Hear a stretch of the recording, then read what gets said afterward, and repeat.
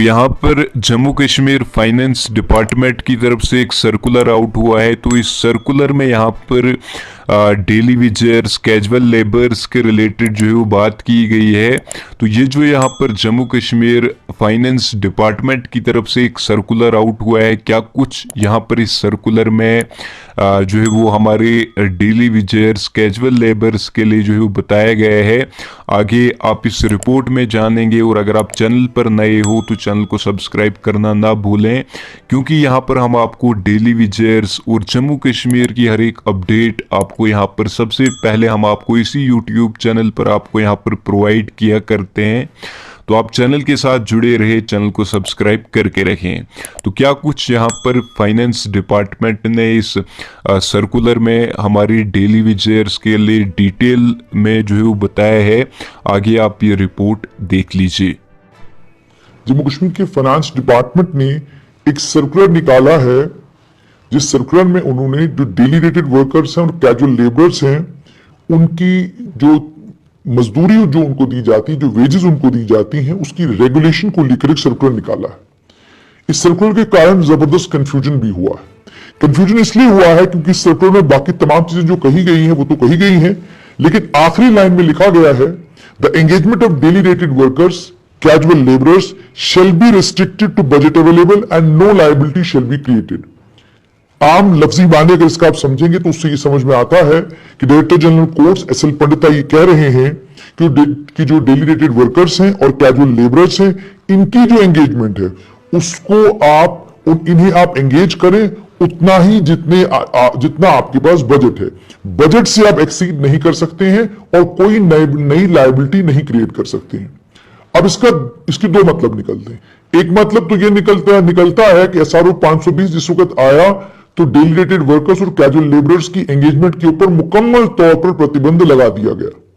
जो daily rated workers और casual labourers अलग अलग विभागों में काम कर रहे हैं वो नए एंगेज नहीं है, वो 2015 से पहले सब के सब एंगेज किए गए हैं और वो तमाम लोग वेजेस ले रहे हैं और वो खुद को सरकार का सरकारी मुलाजिम समझते हैं और वो अब रेगुलराइजेशन की मांग कर रहे हैं, सरकार भी जानती है। नया कोई डेली वेजर या कोई कैजुअल लेबरर लगाया नहीं जा सकता है, ये बात सरकार ने 2015 में कह दी थी। अगर नया कोई डेली वेजर, नया कोई कैजुअल लेबरर नहीं लगाया जा सकता है तो फिर इस आखिरी लाइन का मतलब क्या है? तो आम लफ्जों में अगर समझेंगे तो उन्होंने ये कहने की कोशिश की है कि आप डेली वेजर को एंगेज कर सकते हैं, आप कैजुअल लेबरर को एंगेज कर सकते हैं, लेकिन जितना आपके पास बजट है। लेकिन जब आप वकीलों से बात करते हैं, कानून के समझदारों से बात करते हैं, वो ये कहते हैं कि ये दो धारी तलवार है। यानी अगर कोई कैजुअल लेबरर को या डेली रेटेड वर्कर को एंगेज करना चाहे तो वो इस लाइन की बिना पर एंगेज कर सकता है और सरकार उसको रोक नहीं सकती। इसलिए रोक नहीं सकती क्योंकि जम्मू कश्मीर में नया कोई डेली वेजर या नया कोई कैजुअल एंगेज नहीं होगा, यह बात 2015 में साफ कर दी गई थी।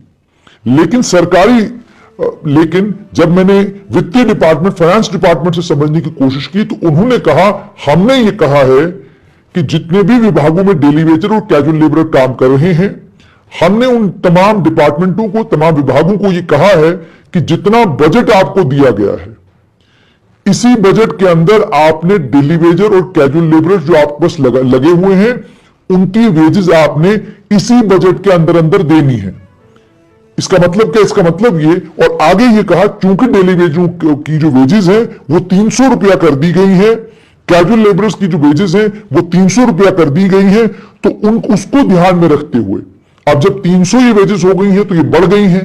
इन बढ़ी हुई वेजेस को ध्यान में रखते हुए जितनी आपकी बजटरी अलॉटमेंट है उस अलॉटमेंट में जितने कैजुअल लेबरर्स और डेली वेजर्स को वेजेस दी जा सकती हैं उन्हें आप दीजिए। एडिशनल लायबिलिटी आप क्रिएट नहीं करेंगे। यानी अगर आपके पास 500 डेली वेजर हैं तो आप 500 डेली वेजरों को 500 डेली वेजर अगर आपके पास हैं और 300 करने के बाद अगर 400 डेली वेजरों को वेजेस पूरी होती हैं और आपका बजट खत्म हो जाता है तो इस ऑर्डर के मुताबिक अब 100 डेली वेजरों को की लायबिलिटी सरकार के ऊपर नहीं। तो मतलब इस ऑर्डर को अगर सरकारी भाषा में समझा जाए तो डीजी कोर्ट से कह रहे हैं कि अगर 300 रुपया करने के बाद आपके बजट में कुल 400 डेली वेजर अकोमोडेट होते हैं तो 100 को निकाल दीजिए। और आप जानते हैं भी डेली वेजर और कैजुअल के मामले में कि सरकार के पास ये ताकत है, सरकार जिस डेली वेजर और कैजुअल को चाहे जब चाहे तब निकाल सकती है। लेकिन डेली वेजर और कैजुअल कोर्टों में भी गए हैं, सरकार के सामने उनका केस भी है। पीएचई के डेली वेजर और कैजुअल जो है वो आप जानते हैं कि आंदोलन भी कर रहे हैं। अन्य कई विभागों के डेली वेजर जो है वो भी आंदोलन कर रहे हैं। और उन सबका ये कहना है कि हम तो 15-15, 20-20 साल से विभागों में काम कर रहे हैं, अब हमें पक्का कीजिए। तो उनकी मांग पक्का करने की है, वो 20-20 सालों से काम कर रहे हैं। 2015 के बाद कोई नया डेली वेजर, कोई नया कैजुअल नहीं लगेगा, ये सरकारी ऑर्डर है। और अगर इस ऑर्डर को समझा जाए तो इसका मतलब इससे साफ ये होता है कि जिस डिपार्टमेंट को डेली वेजरों की वेजेस के लिए जितनी बजटरी अलॉटमेंट की गई है उसको उसी बजटरी अलॉटमेंट में 300 के हिसाब से वेजेस देनी है। और अगर बजटरी अलॉटमेंट खत्म हो जाती है और उसके बाद भी कुछ डेली वेजर रह जाते हैं तो वो उन डेली वेजरों को टाटा बाय बाय कह सकते हैं और इस बजटरी अलॉटमेंट को लेकिन कोई लायबिलिटी नहीं क्रिएट नहीं करेंगे। यानी लायबिलिटी नहीं क्रिएट करने का मतलब ये हो गया कि अगर आपने 400 को दे दिया, 100 रह गए, आप उनको ये नहीं कह सकते कि अगले महीने आपको वेजेस मिलेंगी, या 6 महीने बाद वेजेस मिलेंगी, या 4 महीने बाद वेजेस मिलेंगी, ऐसा नहीं होगा। जबकि जब आप डेली वेजर से बात करते हैं तो वो कहते हैं कि हमारी 72 महीनों की वेजेस जो है वो बाकी है, वो हमें दे दीजिए। तो 72 महीनों की जो वेजेस हैं, जाहिर सी बात है वो भी सरकार के खजाने के ऊपर ही बोझ है, वो भी सरकार को ही पे करना है। और इसी ऑर्डर में आगे वो कहते हैं कि आप वेजेस भी जो डेली रेटेड वर्कर्स को और कैजुअल लेबरर्स को देंगे जिनकी आधार बेस्ड बायोमेट्रिक ऑथेंटिकेशन जो है फाइनेंस डिपार्टमेंट को रिपोर्ट की गई है। और जो फाइनेंस डिपार्टमेंट ने रेट निकाले हैं उन्हीं रेटों के मुताबिक आप उनकी वेजेस देंगे। और उसके बाद ये भी ख्याल रखेंगे कि कितने घंटे वो काम करते हैं। और तमाम डेली वेजरों की और कैजुअल लेबरों को लेकर ये कहा है कि उनकी बायोमेट्रिक अटेंडेंस जो है वो 2 बार होगी। यानी एक टैंकर चलाने वाले को जब वो रात के वक्त या शाम के वक्त अपना टैंकर बंद करता है, उसको पहले डिपार्टमेंट जाना है, दफ्तर में जाकर बायोमेट्रिक अटेंडेंस करनी, उसके बाद वो घर जाएगा। यानी एक तो मजदूरी देनी है और ये मजदूरी भी तब आपको मिलेगी जब आप उतने घंटे काम करेंगे जितने घंटे काम करने के बाद आपकी इतनी मजदूरी बनती है। और यह भी कहा गया कि बायोमेट्रिक अटेंडेंस के जरिए आप सरकारी मुलाजमत नहीं मांगेंगे, ये सिर्फ डेली परमानेंट, ये सिर्फ वेजेस के लिए आप इसका इस्तेमाल करेंगे। और यह भी कहा गया कि जो लोग थोड़ी देर के लिए काम करने आते हैं उनको पूरे दिन की वेज नहीं मिलेगी, फुल डे की वेज नहीं मिलेगी। और उसके बाद यह भी कहा कि डिपार्टमेंट फौरन उन केसेस को फाइनेंस डिपार्टमेंट तक पहुंचाएगा जहां पर इन तमाम डायरेक्शंस को वायलेट किया जा रहा है। यानी डेली वेजेस को लेकर सरकार ने साफ कर दिया है। एक बात तो सरकार ने यह कह दी कि भाई इनको वेज आप तब देंगे जब ये उतने घंटे काम करेंगे जितने घंटे काम इनसे लिया जाना चाहिए। और 2 बार बायोमेट्रिक अटेंडेंस होगी, बायोमेट्रिक अटेंडेंस की बिना पर इनकी वेजेस बनेंगी। उसके बाद कहा गया कि अगर बायोमेट्रिक अटेंडेंस पूरी नहीं और अगर थोड़ी देर के लिए दिन में कोई काम करता है उसके बाद चला जाता है तो उसको थोड़े से वक्त के वेजेस मिलेंगे, उसको पूरे दिन के वेजेस नहीं मिलेंगे। तो कानून बड़ा सख्त कर दिया गया है डेली वेजरों के लिए। ऑलरेडी मुसीबत और परेशानी के शिकार हैं। 10,000 रुपए के 10,300 के हिसाब से 30 दिन का 9,000 बनता है। 9,000 रुपए में आज आप जब मार्केट में जाते हैं तो क्या बनता है आप जानते हैं। अगर आपको बच्चों को अच्छी पढ़ाई करानी है, बच्चों को अच्छे स्कूल में भेजना है तो 9,000 रुपए की वेजेस में तो कुछ भी नहीं बनता। लेकिन उस 9,000 रुपए की वेजेस के लिए भी एक तो बायोमेट्रिक अटेंडेंस 2 वक्त, दूसरा ये नंगी तलवार कि अगर बजटरी अलॉटमेंट जितनी है उतनी अलॉटमेंट में अगर आप डेली वेजरों की वेजेस नहीं दे पाए तो आप क्या करेंगे, आप बाकी लोगों को डिसएंगेज करेंगे। यही इस ऑर्डर से समझा जा सकता है। अब यह ऑर्डर दूसरी तरह से भी हो सकता है कि जनाब जितनी अलॉटमेंट है उतने लोगों को आप वेजेस दे दीजिए। अब दूसरा मैंने आपको जैसे कहा कि एंगेजमेंट के लिए भी कुछ लोग इसका इस्तेमाल कर सकते हैं और कानूनी तौर पर फाइनेंस डिपार्टमेंट उनको रोक नहीं सकता। कॉनोटेशन यानी किसी भी लफ्ज के 2 मानी हो सकते हैं, आप उसको 2 तरीके से समझ सकते हैं।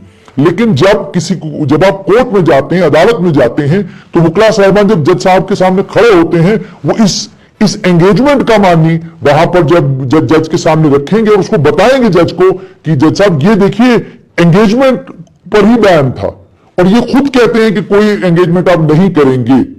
कोई एंगेजमेंट नहीं करेंगे का ये लफ्ज लिखने की भी जरूरत नहीं थी, इसलिए जरूरत नहीं थी क्योंकि ऑलरेडी 2015 में कैजुअल लेबरर्स और डेली रेटेड वर्कर्स की एंगेजमेंट पर बैन लगा हुआ है और वो ऑलरेडी डिपार्टमेंटों में कंटिन्यू कर रहे हैं। उनमें से किसी को डिसकंटिन्यू नहीं किया गया है, उनमें से किसी को निकाला नहीं गया है और वो सभी जानते, सभी डिपार्टमेंट जानते हैं, विभाग के कर्मचारी जानते हैं कि ये डेली रेटेड वर्कर्स जिस जिस डिपार्टमेंट में है वहां ये काम कर रहे हैं और ये रोज काम पर आते हैं। इनको डिसएंगेज करने का तो मतलब ही नहीं बनता। इनमें से कई लोगों की हादसों में मौत हो गई, कई लोग बिजली के खंभे से लटक गए, कई लोग हार्ट अटैक के कारण जो है इस दुनिया से चले गए। तो इन लोगों ने नौकरियां तभी छोड़ी जब कोई हादसा हुआ या किसी की मौत हो गई, अदरवाइज तो ये लोग लगातार काम कर रहे हैं। तो फिर ये एंगेजमेंट का लफ्ज लिखने की क्या जरूरत थी? इस एक एंगेजमेंट के लफ्ज ने बड़े सारे सवाल खड़े कर दिए हैं, लेकिन इस एंगेजमेंट के साथ में बाकी जो चीजें विभाग ने कही हैं